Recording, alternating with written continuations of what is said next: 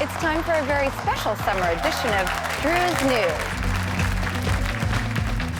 If there was an Olympic event for feel-good news, we'd be going for the gold every time.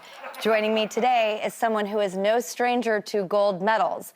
Three-time gold medal winning gymnast and a personal hero, Aly Raisman!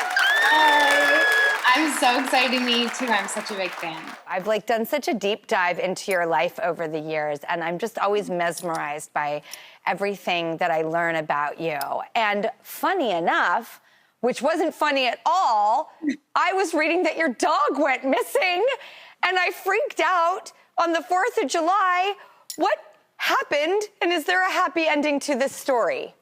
Yes. So Milo's right here sleeping with me. He's safe and he's healthy.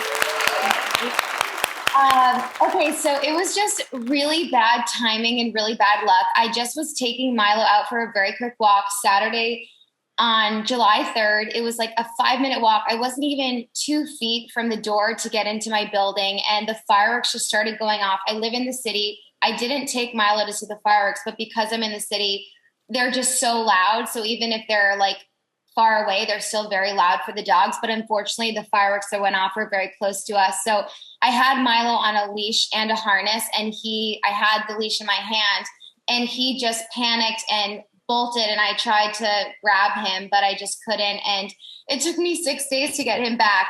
I'm still a little traumatized, not a little, very traumatized from the experience, because he is my everything. I mean, he sleeps in my bed every single day. I love him so much, and he's helped me through so many hard times. And those 6 days felt like an eternity, but I'm just so grateful. And the people who found him are amazing. I've gotten coffee with them. I feel connected with them. And it was a happy ending for me, and I'm very grateful he's okay. Well, you're such an amazing advocate for, obviously canines and humans. Does it spark a fire in you to get involved in something? Definitely. Just how many people and animals are affected by fireworks, it really makes me think about things differently, and just wanting to use my platform in a way to maybe help spread the word that people shouldn't just be randomly putting off fireworks, because it has a really traumatic effect on a lot of living things in the world. I've only had Milo since the end of October, but I mean, he's helped me become more secure in who I am. He's just been such a big part of my healing journey that I just was so crushed and devastated last week. And I'm just so grateful that he's here with me now and he's okay. Oh, this is a happy ending. Okay, good. This makes me so happy. Well, Aly, I would be a bit nutty not to speak to you about the Olympics. They're about to kick off in Japan. And are you ready? We want to talk sports! Yes.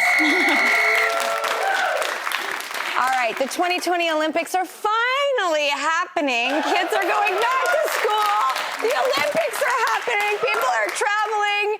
It's, step by step, we need to be cautious and careful, which actually really pertains to the story and some of the questions I have. The ceremonies are kicking off July 23rd, and there's going to be 229 different events and 33 sports, including 4 new ones. Aly, will you take us through what the 4 new sports are? Yes. So there's surfing and climbing, which is super cool. And there's also skateboarding too. I took skateboarding lessons a couple weeks ago and wasn't very good at it. Have a lot of respect for skateboarders. It's really scary and it's really hard to get the balance, but it was fun. I mean, if you have a hard time skateboarding, there is zero hope for a lot of us. If you're like, it's really hard to balance, I'm like, how is this possible? I mean, you're Mrs. Balance. I think it's funny because, I did gymnastics since I was 2 years old, and at 8, I stopped every other sport just to do gymnastics. And I think people are surprised that how bad I am when I try other sports, because it's all I've ever known. I'm not very good at it, but I want to keep trying it. I love that spirit that you just keep trying. If I tried BMXing, I feel like I'd show up at a hospital with half the bike inside of me. I wouldn't want to try it either. It sounds terrifying.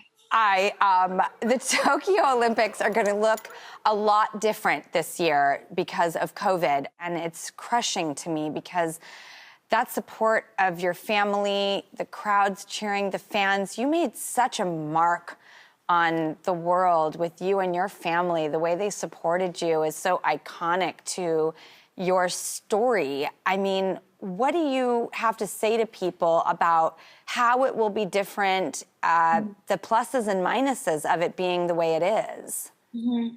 Yeah, we obviously are in a pandemic, and safety always has to be the priority for everyone. And this is unprecedented times, and if they've concluded that spectators should be excluded because of safety concerns, then that's what needs to be done. But I also think, as you said, it's important to acknowledge that I was very fortunate that my parents were able to go to both of my Olympic Games, and having their support meant everything to me. I'm sure the athletes and families or their loved ones or friends that wanted to go watch, they're disappointed and they're bummed. One of my favorite things of the Olympics is actually pin trading and getting to meet athletes from all over the world, and whether they're athletes or even spectators of trading pins. And so it's definitely going to look a lot different, but we're also in a very different time. So I think that acknowledging both sides of it is really important.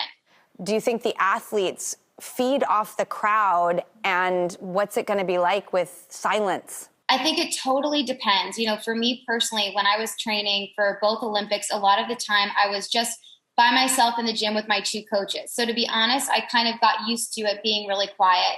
Sometimes in gymnastics, when you're competing, for example, in a beam final, it's actually so quiet in there and you can literally hear a pin drop.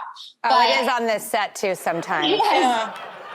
And then somebody from the home country goes on floor and the crowd erupts. Like, that's the beauty of the Olympics, is that it brings the whole entire world together. And I think that everything that our world has been through in the last couple of years, I'm really excited for the opportunity, hopefully, to bring the world together and to celebrate amazing athletes who are working so hard. And I'm excited to even check out the new sports. I think surfing is so cool. I've never done it before, but I'm excited to watch it. Well, I'm sure you could shred. Now, may I ask, you're the captain of the team, for several Olympics, and now you're not doing gymnastics anymore. Like, when you and the girls are sitting around and the first half of your life is so focused, is so laser sharp, so the extraordinary example of what human capacity is and can reach, what do you talk about with second chapters and then what you'll do after? Mm-hmm. I've gotten asked that a lot from a lot of different athletes in other sports, because I think it's such a normal thing to struggle with what you want to do when you're done with your sport or who you are outside of the sport. I think it's so relatable to college athletes, or even someone who's not a collegiate athlete, but they had this amazing college experience and they don't know what they want to do for a career path. So I kind of got to a point where I started working on myself a lot, and I started to think about the way that I talk to myself really matters. My inner dialogue is so important and really shapes how I feel every single day. And I thought about it, and if a friend or another athlete came to me for advice, I would tell them, it's okay to feel that way. Take the time that you need, figure out who you are, figure out what you like to do outside of the sport, figure out what makes you happy, and figure out what about the sport gives you this passion and fire and this drive, and find that in other things in life, because you can find that in other things. And then I started to realize, if I'm saying that to myself, to a friend, I need to be saying that to myself. And I started doing that. And I realized the anxiety about not doing gymnastics anymore really started to go away. And of course, watching the Olympics, I'm sure I'm going to, for that moment, be oh, I wish I was out there. I wish I could be celebrating with them. Again, I think that's normal. I'm sure so many athletes decades after they're done competing kind of wish that they could be back out there. But I realized that if I really focus on myself, if I'm kind to myself, and I treat myself the way I would treat a friend, the process of figuring out who I am outside of gymnastics is going to be a lot more enjoyable and a lot more fun. So, and I also think, without realizing it, I got put into this role of being an advocate for other survivors of sexual abuse. And I never imagined it to be like that, but I think it gave me such a deeper purpose outside of gymnastics. And it helped me have this confidence that I am more than a gymnast. And there is so many amazing things that I can do in life. And I'm still working on, if I took away the Olympic medals, the gymnast, being a survivor, all of those things, and took away even me being in the public eye, who would I be? Like, who am I on a Saturday morning when I'm taking Milo out for a walk? What do I like to do? And so those are the things I'm working on now, and it's really been awesome. I am so glad that I asked you that question, because I do appreciate everything that you've done in raising awareness. I, as a parent, you know, watching what you went through, we need people like you. The way you put yourself out there makes me feel like we have a chance at protecting our daughters and our sons. And I'm just in awe of everything you've accomplished in your life, both for yourself and for other people. You really are my hero. Thank you.